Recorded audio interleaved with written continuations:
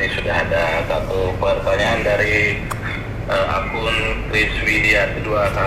Beliau bertanya, Bismillah Ustaz, bagaimana kita sebagai umat Rasulullah menanggapi kalau pemerintah banyak membohongi rakyatnya dengan wabah corona ini?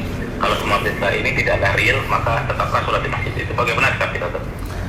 Pertama, saudara-saudaraku muslimin dan muslimat yang dimuliakan oleh Allah, ya, pertama kita harus memiliki bukti yang jelas dan bukti yang pasti kalau pemerintah sedang membohongi umat rakyatnya dalam masalah corona ini. Apa buktinya? Apa sandarannya? Mana bukti ilmiahnya dan semisalnya? Sementara Allah Subhanahu wa taala mengatakan di dalam Al-Qur'anul Karim, "Idza ja'u amru minal amni awil khaufi ada'u bih wa la rudduhu ila rasuli wa ila uli amri minhum la'alimahu alladhina yastanbitunahu minhum." Dan ketika datang kepada kalian perkara keamanan dan ketakutan, dan kalau seandainya mereka tidak langsung menyebarkannya, tetapi dikembalikan kepada Rasul dan kepada ulil amri minhum, kepada umara dan ulama-ulama mereka, maka niscaya mereka akan meletakkan sesuatu pada tempat-tempatnya.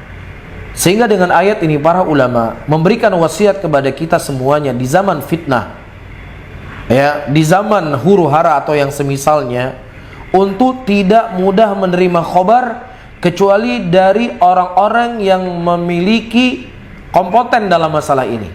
Orang-orang yang mereka memang adalah jalur-jalur resmi, sehingga lesa kullu natiq, tidak setiap orang yang berbicara kita percaya. Tidak setiap video yang tersebar kita percaya. Sehingga ini akan membuat mindset dan pikiran kita seakan-akan apa? Ini begini dan begini. Itu satu hal. Hal yang kedua, saya sendiri, ya, terkhusus di Aceh, ya, orang-orang yang thiqah yang kita kenal, mereka adalah orang-orang yang jujur, ya, bahkan mereka duduk di apa istilahnya direktur rumah sakit umum di sini di Aceh, atau orang yang memang mengurusi COVID, ketua COVID, ya, dokter-dokter yang kita tahu berada di atas sunnah, ya, belajar apa, memiliki akidah di atas akidah ahli sunnati wal jamaah, ya, para penuntut ilmu.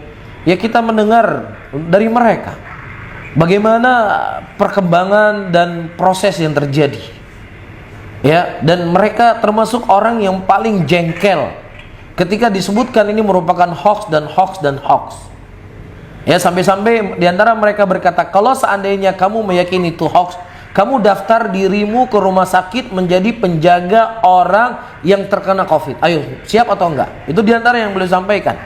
Ya, kasih makan, kasih minum mungkin, atau kasih apalah, beli makanan untuk mereka. Ada yang nggak siap.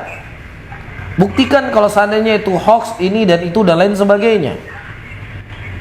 Ya, sehingga kita sendiri yang membuat konspirasi untuk diri kita sendiri. Bisa difahami para hadirin? Ya, jadi terimalah berita dari orang-orang yang memang itu bisa kita jadikan sebagai acuan. Ya, diantaranya adalah berita-berita resmi dari pemerintah. Nah, ketika ada satu kasus, dua kasus, dan lain dan sebagainya, itu kemudian tidak bisa digeneralkan dalam segala hal. Itu satu hal. Hal yang kedua, saya juga berkomunikasi dengan para dokter-dokter yang mereka, ya, kita tahu jujur, sudah menjadi SOP di rumah sakit.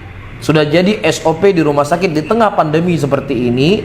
Siapa yang masuk rumah sakit itu langsung dicurigai dengan apa? COVID. Itu sudah SOP-nya di rumah sakit. Itu sudah jadi aturan. Untuk apa? Untuk menjaga si dokter, untuk menjaga si perawat, dan untuk menjaga si pasien. Nah, kalau seandainya si dokternya tidak menjaga diri, dia akan pegang pasien yang lain. Ya, setiap hari berapa pasien yang akan dia pegang? Mungkin ada 10 pasien, 20 pasien yang dia pegang.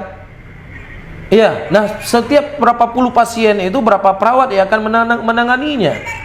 Sehingga mereka menggunakan standar kesehatan, standar keamanan. Siapa yang datang ke rumah sakit itu dihukumi dengan COVID. Nah, kemudian kita orang awam, ibu saya sakit mah. Ya, ibu saya ini darah tinggi. Kok dilayani pakai baju astronot. Kita berbicara dengan standar kita. Betul atau enggak? Kita bicara dengan standar kita. Sementara dokter punya SOP standar sendiri ketika orang masuk rumah sakit. Akhirnya tulis di Facebook, ini bukti ibu saya kena darah tinggi, bukan kena COVID. Ini bukti data-data rumah sakitnya. Ya, kenapa kemudian dokter pakai COVID dia melayani ibu saya? Ini permainan semuanya. Mas, ini bukan permainan. Ya, ilmu kita yang salah paham. Apalagi sudah ada kecurigaan dari awal, ya tambah jadi-jadi. Bisa difahami maksud saya? Ya, itu yang saya dengar dari dokter-dokter yang thiqah, yang kita jujur, mereka mengatakan demikian. Siapa yang masuk rumah sakit, kita layani dengan apa? COVID. Dengan pandemi seperti ini, untuk menjaga diri mereka, menjaga perawat-perawat atau menjaga pasien-pasien yang akan mereka pegang. Bisa difahami saudara-saudaraku muslimin dan muslimat. Dan yang keempat, selanjutnya, ini mungkin para ibu-ibu atau bapak-bapak, ketika masa pandemi corona seperti ini, anak-anak kan tidak sekolah. Betul atau enggak? Udah berapa bulan anak-anak nggak sekolah? Ya, diantara hal yang paling menyesakkan di masa-masa seperti ini, ibu dan bapak melihat anaknya. Sampai-sampai ada ya. Ada di antara wali murid yang ada di pondok kita di Aceh, Ustadz, masukkan kembali anak saya ke pesantren. Mendingan dia mati kena corona daripada mati kena main game, katanya. Ya, kalau mati corona mudah-mudahan bisa syahid, dapat pahala syahid, daripada mati kena game. Sampai ada segitunya orang tua berbicara loh. Pusing deh mikirin anaknya, gimana nih anak di rumah terus menerus. Lah kita mengurusi anak 5 orang, 6 orang, udah pusing kepala.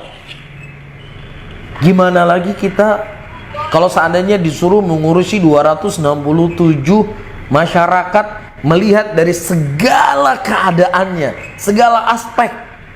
Mau tekan di sini, kena di sini. Mau tekan di sini, kena di sini. Betul atau enggak? Hah? Ini mau mikir kesehatan umat, kesehatan masyarakat. Akhirnya apa? Kena ekonominya. Memikirkan ekonomi masyarakat, kena kesehatannya. Jadi seperti si malakama.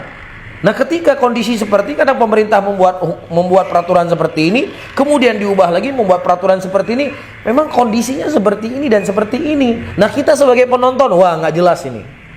Kenapa harus begini? Kenapa harus begitu? Jadi ayyuhal ikhwah rahimani wa rahimakumullah, halal ini semuanya tidak akan mudah, tidak akan membuat masalah itu menjadi selesai.